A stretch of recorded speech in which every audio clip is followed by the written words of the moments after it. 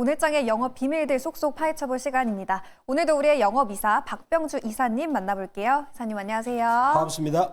네, 저희 첫 번째 이슈로 바로 들어가 보도록 하겠습니다. 첫 번째로 국내 증시 전반에 대한 이야기 나눠볼 텐데요. 어제 이 반도체 투톱을 중심으로 외국인, 기관, 쌍끌이 매수가 유입이 되면서 코스피 2,670선을 돌파했고요. 연고점 경신했습니다. 1.2%대 상승 마감을 했죠. 투자 포인트 지금 어떻게 잡아봐야 될지 바로 한번 들어볼게요, 이사님. 자, 주요 내용을 한번 보겠습니다. 오늘 네. 굉장히 중요한 내용입니다. 자, 삼성전자를 어제 3.71%를 땡기면서 외국인이 금액은 그렇게 많지 않았죠. 근데 중요한 게 그 전날은 한화라는 지주회사가 17년 고점을 뚫었어요. 코롱을 물론 저희도 어제 말했지만 이 종목이 장중 상한가까지 치면서 올라갔는데 역시 지주회사라는 겁니다. 요거를 주목할 필요 있어요. 제가 특징 뽑아 그다음에 개인들이 어제 역대급으로 많이 매도를 했습니다. 그러면 누가 샀을까요? 기관이 1조 2,900억 그리고 외국인들이 우리나라 시장을 1조 8,668억으로서 역대급으로 두 번째로 많이 매수를 했는데 네. 우리가 그 전날 골드만삭스에서 우리나라 시장을 대세 상승으로 이제 볼 것이다 라는 얘기를 하면서 기업 밸류 관련 종목을 볼 필요 있다라고 했는데 골드만삭스는 전 세계적인 투자 은행인데 그 얘기가 나오자마자 다음 날 외국인들이 아침부터 계속 우리나라 주식을 맘먹고 사는 그런 느낌을 제가 받을 수밖에 없었는데 조사해 보니까 근데 이 친구들이 매수한 종목이 구체적으로 드러나지 않고 있어요. 저는 이게 중요하다고 봅니다. 자기 전략을 숨기고 있는 거죠. 이게 중요한 것이고요. 자, 그다음에 또 이제 포스코 퓨처엠 2차 전지가 올라가는데 저는 2차 전지는 아직은 악어 입을 탈라면 멀었죠. 따라서 주도주 대열에 가기에는 조금 고개를 갸우팅하고 싶다라고 말씀드리겠고요. 그리고 이제 어제 보면서 네. 그 개인들이 좋아하는 방산주나 조선주나 그다음에 로봇주, 제약바이오가 좀 빠지는 왜 그럴까요? 개인들이 이제 주도 세력에 멀어지면서 기관과 외국인이 주도 세력으로 등장하면서 이 친구들이 좋아하는 종목들 지주회사 그리고 금융주, 증권주 이런 즉 밸류업과 관련된 종목들 시장에 주도주 나서고 있다. 이런 점을 주목할 필요 있다라고 말씀을 드리도록 하겠습니다. 말씀해주신 것처럼 어제가 역대 두 번째로 많은 외국인 매수 금액이었는데 이 외국인이 가장 많이 매수했을 때 그때 시점에서는 국내 증시가 어땠는지 좀 궁금해요. 앞으로 우리 시장 좀 어떤 방향으로 흘러갈지 차트 통해서 한번 봐주시겠어요, 이사님? 제가 그러면 이제 두 가지 포인트를 짚어드릴게요. 첫 번째 포인트는 외국인들이 그러면 역대급으로 가장 많이 샀을 때 우리나라 시장은 어땠나를 한번 제가 그래프를 보시면서 설명을 드리겠습니다. 그 날짜가 언제냐면 2024년 2월 2일이었습니다. 그래서 2월 2일이면 어느 지점이냐면 자, 이 지점이 되겠죠. 요 지점에서 외국인들이 이제 그때 그 반도체하고 기업 밸류, 즉 KB금융지주나 하나금융지주 그리고 삼성전자 하이닉스 땡겼죠. 그리고 반도체 소비량이 올라갔죠. 요 지점이에요. 그래가지고 여기서부터 7월 말까지 약 5개월 정도 지속적으로 상승을 보였습니다. 그러고 나서 이번에 어제 외국인이 역대급 두 번째 매수 많이 했기 때문에 저는 저 성향과 같이 본다면 우리나라 증시는 여기서 6개월 정도 올해 10월까지는 계속 지속적으로 상승할 수 있는 가능성이 있다라고 볼 수가 있겠고요. 또 한 가지 측면은 뭐냐면 여기 이평선을 보면 주봉상 120주죠. 밑에서 받치고 있죠. 그리고 60주가 위에서 N자로 하면서 지금 60주를 여기 실패했다가 다시 이번에 완전 성공을 했어요. 그러면은 이런 패턴이 지금부터 21년 전에 발생했습니다. 그걸 자리를 보도록 하겠습니다. 지금부터 21년 전에 그런 패턴이 나왔는데 제가 여기 짚어놨습니다. 여기 보시면 여기 부분이죠. 이런 패턴이 이번과 똑같이 나왔다는 거예요. 그러면서 우리 증시가 3년 정도 대세 상승기가 나왔다. 그러면 결론적으로 우리는 두 가지 넣을 수 있는 거예요. 첫 번째, 올해 10월 달까지는 굉장히 좋다. 두 번째는 장기적으로 2027년까지 우리나라 시장은 좋을 수도 있다. 이런 교훈을 얻을 수 있다라고 말씀을 드리도록 하겠습니다. 네, 이사님이 지금 현 구간에 우리 시장이 어떤 상태인지 아주 꼼꼼하게 분석을 해주셨는데요. 앞으로의 전망까지 함께 세워봤습니다. 이사님 그러면 이제 오늘 개장하면 어느 종목 봐야 될지 너무 기대가 되거든요. 오늘의 첫 번째 주력 상품 어디로 준비하셨어요? 자, 제가 이제 아까 말씀드렸다시피 지주사를 좋은 종목을 골랐습니다. 바로 HD 현대가 되겠습니다. 자, 이 종목의 투자 포인트를 한번 보도록 하겠습니다. 자, 이제부터는 외국인들이 주도 세력으로 등장했기 때문에 외국인 계산법을 가지고 우리는 할 필요가 있는 거예요. 어렵지 않습니다. 쉽습니다. 자, 그렇다면 이제 이 종목의 시가총액이 얼마냐면 지금 현재 7조 8,500억 정도가 된다는 거, 그 숫자를 놓치지 마시기 바랍니다. 그러면 외국인 시각으로 한번 보겠습니다. 외국인들은 그 우리나라 적정 시가총을 계산할 때 지금 영업이익이 올해가 5조 2,666억이거든요. 그러면은 여기 10배 그 시가총액을 준다면 50조죠. 그러니까 퍼 10이라는 거예요.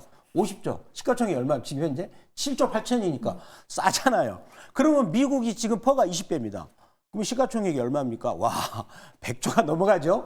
그 정도로 싸다. 따라서 HD 지금 그 현대 같은 경우는 주가가 올라왔지만 싸다라는 그런 인식을 가지고 접근해 주시기 바라고, 그 다음에 ROE가 지금 굉장히 높습니다. 지금 14%나 돼요.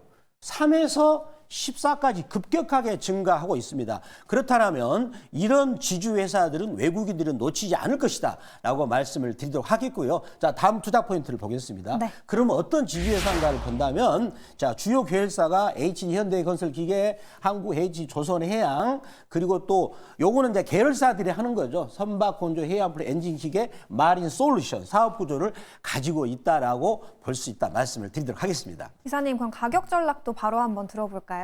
네, 가격 전략을 보면은 역시 제가 들고 온 게 뭘까요? 어제 코롱도 네. 악어입을 탔습니다. 악어입을 탔는데 이 회사도 그렇습니다. 악어입 탔죠? 자, 이게 월봉입니다. 악어입 탄 것만 보시면 돼요. 탔네요. 주봉이죠. 다 뚫었네요. 그렇잖아요. 이런 거 보시면 되는데, 자, 미국 증시가 조금 이제 오늘 약세로 끝났기 때문에 우리는 아침에 사게 살 수 있는 기회가 될 것이다 라고 말씀드립니다. 가격 전략은요? 가격 전략은 그 97,700원 매수가 되고, 만약에 안 된다 그러면 시초가 매수 체결될 것이고요. 1차 목표가는 7% 이익권이 10만 1,000원, 2차 목표가는 15% 이익권이 11만 2,000원인데, 앞으로는 우리가 7% 수익도 금방금방 낼 테니까 우리는 홈런을 치지 말고 15% 이익을 10번 거두면 원금이 2배가 됩니다. 그런 식으로 접근한다면 좋은 수익이 될 것이고요. 손절가는 83,000원 말씀드리도록 하겠습니다. 저희 이제 리뷰 시간으로 바로 한번 들어가 보도록 하겠습니다. 어제 이 시간에 담아봤었던 코오롱이 하루 만에 1차 그리고 2차 목표가까지 바로 달성을 했습니다. 1차 26,400원 그리고 2차 27,300원까지 달성을 했고요. 수익률이 하루 만에 무려 25%를 기록하고 있습니다. 이사님, 요즘 수익률이 어마어마한데 어제 매수했던 종목이 바로 하루 만에 확 튀었거든요. 지금 3차 목표가도 잡아봐야 될까요? 맞습니다. 어제 이 종목이 말씀드린 건 장중에 상한가를 쳤어요. 네. 살짝 밀렸죠. 자, 근데 이것도 저희들이 말했지만 악어입이 요렇게 요 패턴이죠. 저 요 같아요. 악어입을 많이 좁혔다가 요런 경우는 아니고, 이제 아까 악어가 좀 거칠죠. 요때는 순한 악어. 이게는 거친 악어. 네. 이런 거친 악어가 될 것 같아요. 타버렸잖아요. 그리고 이제 그렇다면 오늘 일봉으로 보면은 윗꼬리를 달아주면서 또다시 또 저점 매수 기회를 줄 것 같아요. 자, 이런 시간을 제가 또 무료 방송에서 말씀을 드리겠는데, 3차 목표가는 제가 33,000원으로 설정하겠습니다. 3차 목표가까지 함께 잡아봤고요. 저희 이제 두 번째 이슈로 바로 한번 넘어가 보도록 하겠습니다. 두 번째, 금융지주 관련된 또 흑진주를 가져와 주셨다고 하는데요. 저희 한마디부터 확인을 해보시죠. 줄줄이 최고가 찍는 금융지주, 덜 오른 흑진주는? 이라고 한마디 가져와 줬고요. 어제는 이 저희가 담고 있던 증권주 종목별로 엇갈린 흐름을 보였는데 잘 간 종목도 꽤 많았거든요. 네. 지금 시점에서 이사님은 어떻게 보고 계세요? 제가 이렇게 들고 온 이유는 뭐냐면, 잘 되는 집안이죠. 금융지주가. 네. 그러면 거기서 숨어있는 흑진주를 찾자, 이런 시각이 되겠습니다. 그럼 얼마나 잘 되는가 보도록 하겠습니다. 잘 되는 집안에서 진실을 찾아야 됩니다. 자, KB금융지주, 하나금융지주. 신고점 쳤습니다. 알고 봤더니 배당을 많이 줘요. 1년에 4번씩 줍니다. 자, 그렇죠. KB금융지주도 1년에 배당을 4번 주는 거예요. 우리 금융지주도 역사적인 신고점입니다. 그러니까 여기는 잘 되는 집안이죠. 그러면은 그쪽에서 잘 되는 그 분야에서 종목을 찾는 게 중요한 거죠. 자, 그리고 나서 요거 왜 올라가느냐? 원달러 환율인데, 이제 그러므로 인해 가지고 이제 그 달러와 그 자산을 갖고 있었을 때 원화 자산을 갖고 있다라면, 그렇게 되면 자산 건설성이 확대가 되고, 그 다음에 외국인들은 뭘 좋아합니까? 배당을 자주 주는 회사. 그래서 금융지주. 그러니까 대표적으로 메르츠 금융지주죠. 메르츠 금융지주는 주주하는 정책을 거의 55% 합니다. 무슨 얘기냐? 자기가 순이익을 2조를 벌잖아요. 그러면은 1조를 그 배당을 주거나 자사주를 소각해 버리죠. 이런 흐름을 따라간다. 그래서 외국인이 좋아하는 쪽이 가고 있다라고 말씀드리고요. 그다음에 해외 은행주 대비 우리나라는 여전히 주주하는 비율을 더 높여가는 단계이기 때문에 그렇다면 외국인들은 계속 그쪽으로 들어올 것이다 라고 말씀드리면서 그렇다면 여기서 또 숨어있는 흑진주가 뭘 것인가 오늘 제가 찾도록 하겠습니다. 말씀해주신 것처럼 대부분의 종목이 지금 신고가인데 어떤 종목을 봐야 늦지 않을지 궁금해요. 두 번째 주력 상품 어디를 봐야 될까요? 바로 한화생명입니다. 오. 자, 바로 한화생명인데, 자, 바로 그 다음에 주력 상품은 한화생명이 되겠습니다. 네. 한화생명에 그러면 투자 포인트를 자 보도록 하겠습니다. 얼마나 지금 그 저평가가 된다. 입이 다무너지지 않을 정도입니다. 올해 1분기 때 영업이익이 3,713억이 됐죠. 순이익이 2,957억인데, 자, 요걸 가지고 올해 전체적인 이익 전망치를 해보면 저점을 1조를 잡을 수가 있고요. 그다음에 고점을 1조 4천인데 이것도 제가 낮게 잡아준 겁니다. 그러면 지금 시가총액이 얼마냐면 2조 5천억입니다.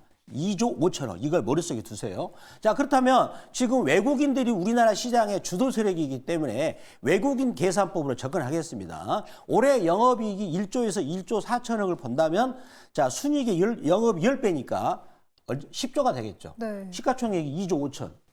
말도 안 되죠. 자, 미국식 퍼 20배, 미국 S&P 500이 퍼가 20이거든요.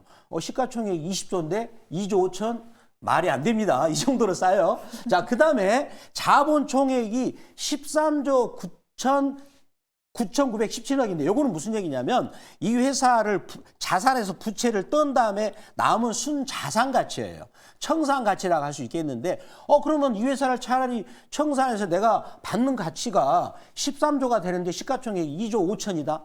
싸죠. 그래서 PBR이 0.27배가 되는 겁니다. 그러면은 전반적으로 금융회사들이 이제는 주주들한테 배당도 많이 주고 환원 정책을 취하는데 한화생명 너희는 안 할 거야? 이제는 정부가 바뀌었을 때 상법 개정안이 나오고 여러 가지 이제 그렇게 하도록 압력을 넣는데 안 할 거야? 해야 돼. 따라서 주가가 올라갈 수밖에 없겠죠. 네. 그렇지 않겠습니까? 그리고 자사주를 많이 갖고 있어요. 그러면 이제 자사주를 소각할 수 있는 그런 여력이 있다는 거죠. 그래서 상법 개정안이 통과가 저는 될 거라고 예상을 하는데요. 그러면은 이 회사도 이제는 주주들을 위한 공격적인 행동을 할 수밖에 없는 거다. 따라서 그러기 전에 우리는 이런 종목을 살 필요 있다라고 말씀을 드리도록 하겠습니다. 오늘은 두 종목 다 비슷한 맥락에서 가져와 주셨네요. 두 번째 기업은 한화생명이었고요. 가격 전략도 바로 한번 들어보도록 하겠습니다. 네, 가격 전략을 보겠습니다. 네. 자, 일봉에서 악어입을 탔죠. 이제 도망가고 있는 거예요. 그렇죠? 자, 그 다음에 또 주봉도 드디어 악어입을 막 탔네요. 이렇게 좋아요. 오랫동안 타버리면 많이 올라가니까 안 되는 거예요. 막 탈 때. 그리고 월봉을 보면은 이제 본격적으로 악어입이 거칠게 되려고 보시죠.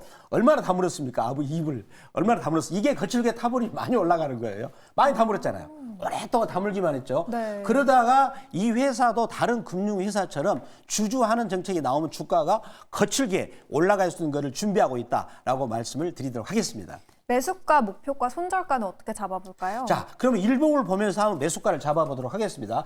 자, 여기서 이제 요 봉이 나와서 거칠게 양쪽으로 벌어지고 있지 않습니까? 그러면 눌림목을 줄 때 들어가면 딱 좋을 것 같고요. 매수가 범위는 2,875원에서 만약에 안 잡힌다. 그러면 시초가로 말씀을 드리겠고요. 1차 목표가는 그 3,080원, 7% 이익권이고 2차 목표가는 3,310원인데 15% 이익권은 금방 될 것 같아요. 그래서 15% 이익을 5번 거두면은 원금이 2배. 이걸 항상 잊지 마시고 손절가는 2,400원 말씀을 드리도록 하겠습니다. 네, 두 번째 기업 한화생명 가격 전략까지 꼼꼼하게 세워봤고요. 이사님 어제 얘기해봤던 코오롱 하루 만에 무려 25%의 수익률을 기록하고 있습니다. 더 많은 기업들은 또 어디로 가면 들어볼 수 있을까요? 제가 어제 아침 8시 무료 방송에서 넥스 트레이드 시간이죠. 거기서 굉장히 중요한 얘기했습니다.